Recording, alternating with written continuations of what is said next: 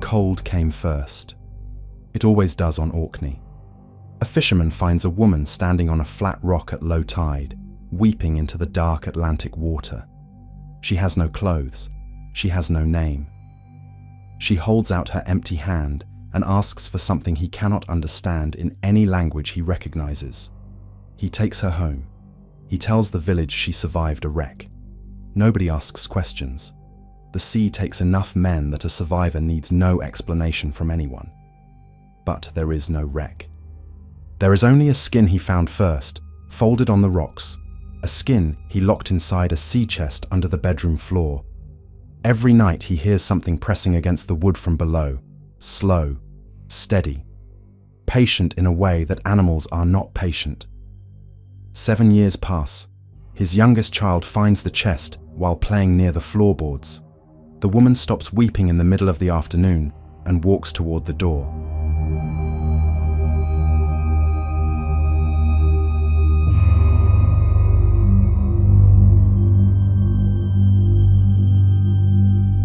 The word Selkie comes from the old Orcadian dialect.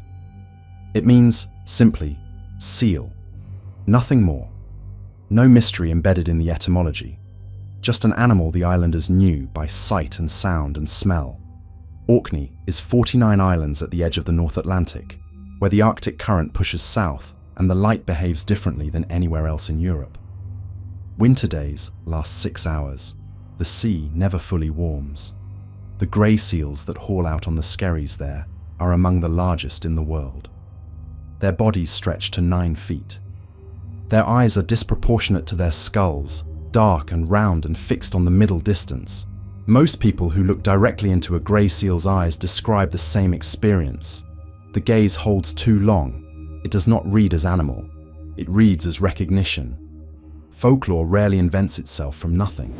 It grows from the gap between what people observe and what they can name. In Orkney, that gap was centuries wide and very cold. The earliest documented Selkie stories from the Northern Isles date to the medieval period, but the tradition is almost certainly older than documentation. Mesolithic middens on Oronsay and Shetland contain seal bones buried alongside human remains, in a way archaeologists still debate.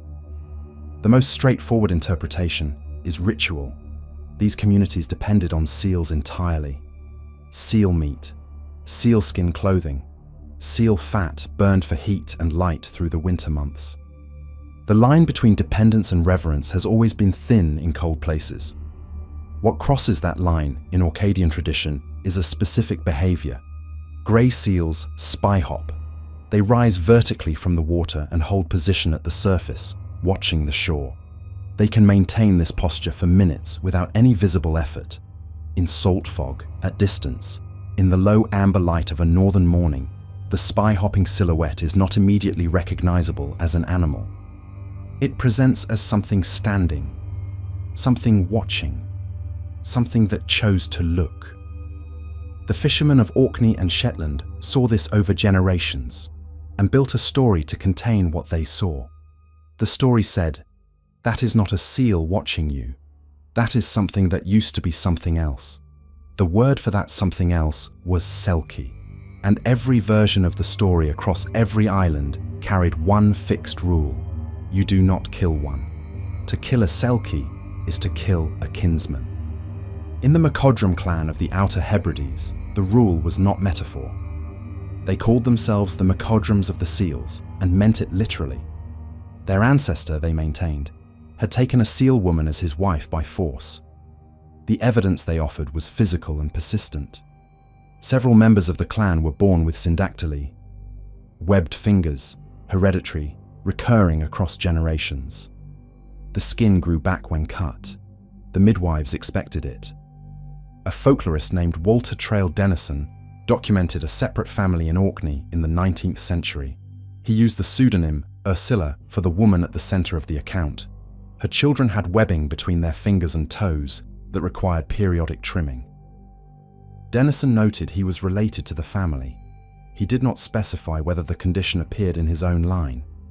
The medical name is syndactyly, a well-documented genetic condition with no supernatural component. But the Selkie explanation did something the medical explanation could not do. It gave the condition a genealogy. It made the unusual body a mark of distinguished ancestry rather than random defect, and the taboo held. The legend that said seals are kin was also a conservation law that protected grey seal populations of the Northern Isles across centuries of close habitation. The story was doing work. It was always doing work.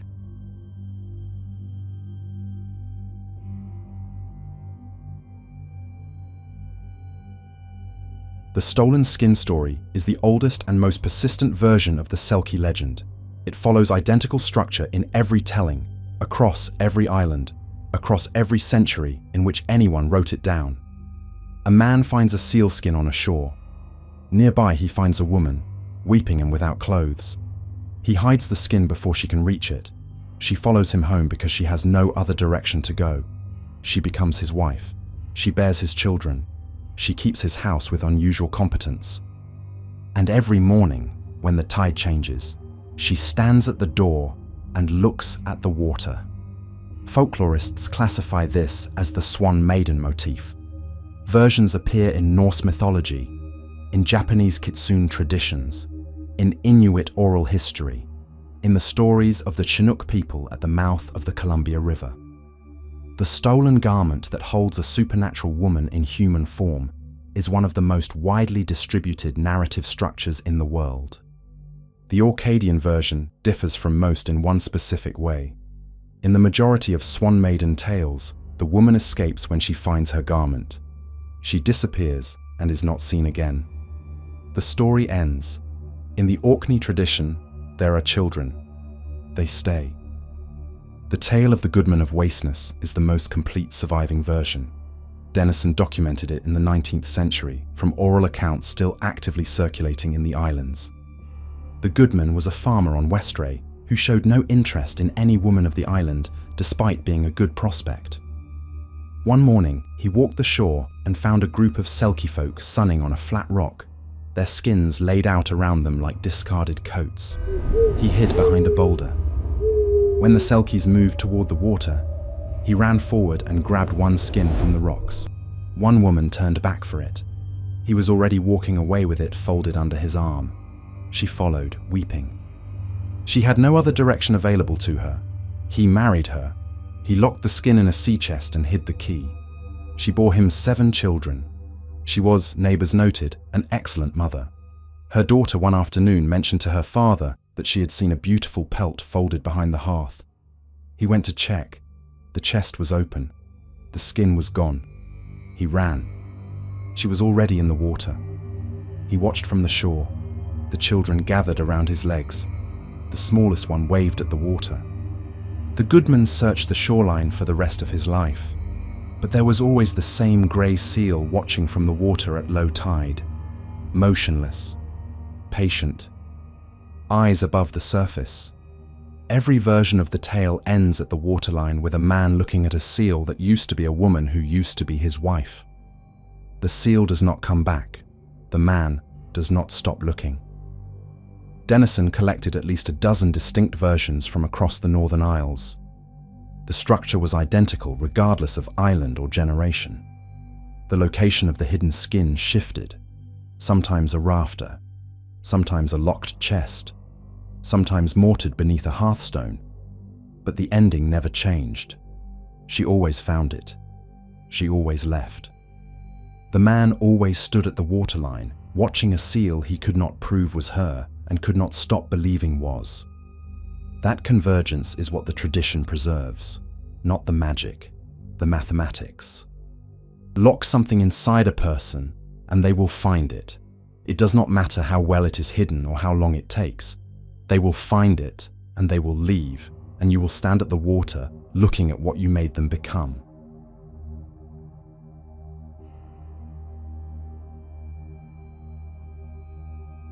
The male Selkie works differently. There is no theft in his story. No locked chest, no hidden key, no woman pressing her hands against the floorboards at night, trying to find what was taken. He comes to shore by choice. He removes his skin on the rocks and walks inland. He is described consistently across accounts as very handsome, with dark wet hair and a stillness about him that women notice immediately, a quality of attention that feels different from how local men attend to anything. He seeks women who are unhappy, the wife of a fisherman gone for months at sea, a widow with no prospects. A woman on an island where the choice of men was small and the winters pushed in from all directions and the silence had weight. He stays for a night or a week or a full season. He goes back to the sea. He takes nothing visible with him. He leaves something behind. The children of male Selkies are documented with physical specificity in the historical record. In the folklore of Orkney and Shetland, Ernest Marwick records a woman who gave birth to a son described as having a seal's face. A dream that came to her after the birth showed the location of silver coins buried nearby. She found them. Whether the silver existed independently of the dream is not the question the tradition is asking. It is asking whether the ledger balances. The male Selkie takes something, the woman's safety, her reputation, her ordinary future, and something must be returned. The coins say the account is not simply theft. In accounts from Shetland, a woman performs the summoning deliberately. She goes to the waterline at low tide. She sheds 7 tears into the sea. 7 is the number that appears in almost every recorded version of this ritual. 7 tears. 7 years of the stolen wife's captivity. 7 children. She sheds 7 tears and the Selkie comes. She knows what he is before he arrives. She goes with him fully informed. When morning comes, he is back in the water and she is standing on the shore with her hair wet and salt on her hands. The village asks no questions. The village always asks no questions. There are children already who look too much like the sea. David Thompson travelled the Scottish and Irish islands in the 1950s, collecting these accounts for his book, The People of the Sea. He was not a trained folklorist. He was a writer asking questions in kitchens and at kitchen tables in the rain. What he found was that elderly islanders described Selkie encounters in their family lines in the tone of memory rather than legend. A grandfather with seal-coloured eyes who could hold his breath for an unnatural length of time. A great aunt who walked into the sea one morning in January and did not drown. The names were real. The places were named. The children were, in several cases, still alive when Thompson sat at the table and asked his questions. What his records preserve is not testimony about the supernatural. It is testimony about how a community holds knowledge that cannot be verified and cannot be discarded. The Selkie is the form the unverifiable takes when a coastal community insists on keeping it. The accounts Thompson collected shared one specific quality. The men and women who described these encounters did not reach for dramatic language. They spoke about seal people the way they spoke about difficult weather. It happened. It was noted. Life continued around it. The flatness of the delivery was the most unsettling detail in every account. Part 4. The 17th century left behind a document that reframes the question entirely. In records from Orkney, there are clerk's notes describing what they called finmen, figures seen near the coast, moving in vessels that appeared to grow from their own bodies. The clerks could not identify the craft. They described a man seated inside a boat that closed around his waist in a continuous seal. The man paddled at speed across open water and disappeared to the north. Modern analysis of these accounts is consistent across historians who have examined them. The Orkney clerks documented Inuit hunters in kayaks, blown south from Greenland by North Atlantic storm systems. The kayak, constructed from seal bone and stretched sealskin and sealed with grease around the paddler's waist, read from shore as a single entity, not a man in a boat, a creature that was half man and half something else. Several Inuit men documented in Scottish records from this period died in Scotland. The kayak of one such man, recorded in Aberdeen in the late 17th century, was preserved and is now held in a museum collection. It is real. It is exactly as strange as the clerks described. Sami people travelling the same northern routes wore full-length sealskin parkas. They hauled their watercraft onto rocks to dry. A traveller removing a sealskin coat and leaving it on a boulder while walking inland, then returning later and putting it back on and paddling away, presents a specific visual sequence. In salt fog, at distance, in the horizontal light of a northern morning, this reads as something removing its sealskin on the shore and walking away in human form. The folklorists noted this theory. It accounts for the visual element. What it does not account for is the emotional architecture of the stolen skin tale. The Inuit hunter went home. The Selkie wife stayed on Westray for 7 years looking at the water. The distinction is not visual, it is structural. The stolen skin is not about transformation. It is about captivity produced by the removal of something essential. The woman is not magical in the moment the skin is taken. She is simply without the one thing that allows her to be what she actually is. When the supernatural frame is removed, what remains is a social structure that Orkney and Shetland knew from daily life. Women with limited legal standing in households managed by their husbands. Women in communities where leaving required resources they did not control. Women standing at doors looking at the water because the water was the only geography that held any version of elsewhere. The tradition made captivity into tragedy. It gave the woman an origin that placed her outside ordinary rules. It made the man's act a violation of supernatural order rather than simply an act one person performs against another. And it preserved, in every single version without exception, the ending in which she leaves. The Orcadian legal record from the 17th and 18th centuries does not use the word Selkie. It uses different language for the same arrangements. Women noted as having abandoned their households without lawful reason. Women described as wives who had attempted to leave without consent. The legal record does not explain why. The folk record does. The two documents sit in the same archive and do not reference each other and describe the same event from opposite directions. One calls it abandonment. The other calls it return. The distance between those two words is where the tradition lives. It always has. And it will continue to live there as long as the shore exists and someone stands on it looking at the water. The Great Selkie of Sule Skerry is a ballad. The first printed version appeared in 1852, collected from oral tradition in Orkney. Sule Skerry is a real location. An uninhabited rock 40 miles northwest of the mainland, used by grey seals as a haul-out site across recorded history. In the ballad, a woman has a child she cannot account for. A man comes to her and tells her he is the father and that he is a Selkie from Sule Skerry. He gives her a piece of gold. He tells her a gunner will come one day and shoot both him and the boy with a single shot. He tells her there is nothing to be done about it. The ballad ends with exactly that event. The gunner comes, the shot is fired. The woman is left holding the gold coin and a knowledge she has carried since the father first appeared, that nothing about any of this was going to end differently. The ballad does not explain why the Selkie came to tell her.